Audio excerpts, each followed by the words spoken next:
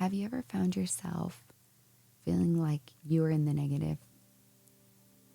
Almost as if there was no money in the bank. It was in the red. There's no investment, no startup fund, no backup plan, no emergency cushion, nothing. Just the negative. Like before you even got started, you simply felt behind or unprepared. Truth is, I've spent most of my life in that place. And it's easy when you go through life to look at that and feel very defeated by it. For me, spending most of my life there is this mindset of feeling as though I was unprepared, that I wasn't equipped for the things that I was dealing with in any given season. There's nothing worse than feeling like you're all alone in doing whatever it is that's in front of you, whether it's a new job, going to a new school, taking on new responsibilities, or a relationship that maybe landed itself to be a little more complicated than you anticipated. It's hard to deal with all those things, especially if you don't have anyone to lean on. But this is where the Lord has helped me. God started showing me a new perspective. Is it really that you're in the negative, starting from a complete deficit? Or do you actually have a great advantage? If you would just open your eyes for a second, you would see that all throughout Scripture, God used people that were unprepared, that were weak, that did not have what it took. I'd be lying to say that today I feel any different than that. But I think the choice to change your perspective and be open to be used by God in the depths of what makes us weak can be the greatest blessing. We all have bad days, some bad weeks, some bad seasons, some bad years, but God can use us. All throughout Scripture, He talks about using what is weak within us.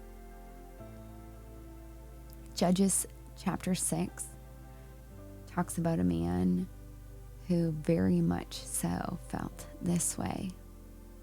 And I won't go into detail of all of his story, but there was a man.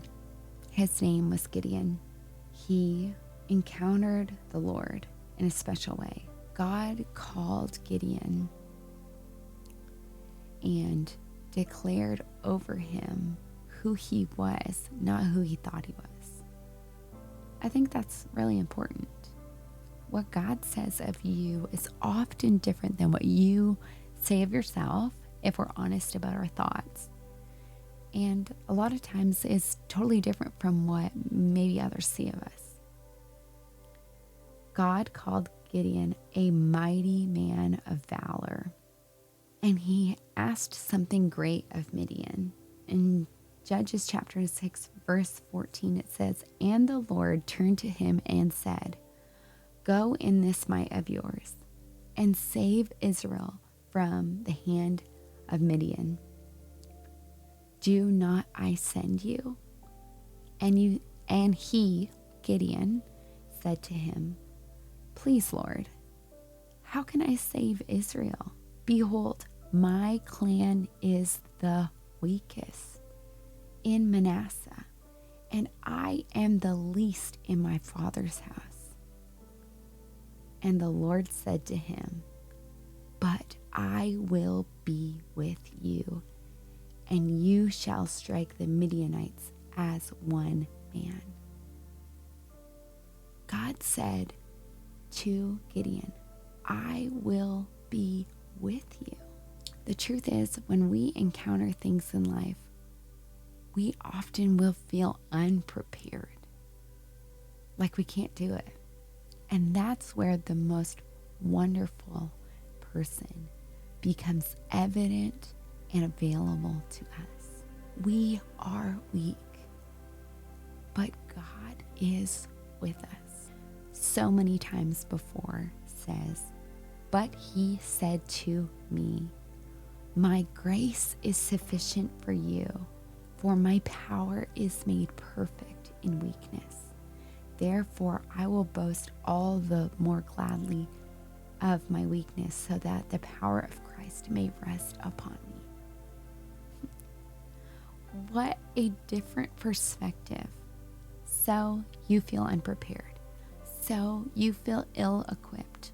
So you feel like you don't have what it takes. You don't. Let yourself off the hook.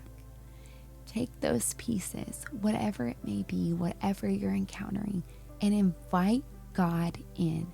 Invite his power into your situation.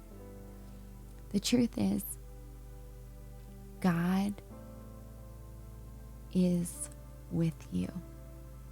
He can do what you cannot do. And when our lives are revolving around setting our focus on God, giving him the glory, and allowing him to fill our gaps, it ends up way better than we could have done ourselves. And we can continue to point people back to Jesus. Let yourself off the hook. You don't have what it takes. It's okay, because God is with you.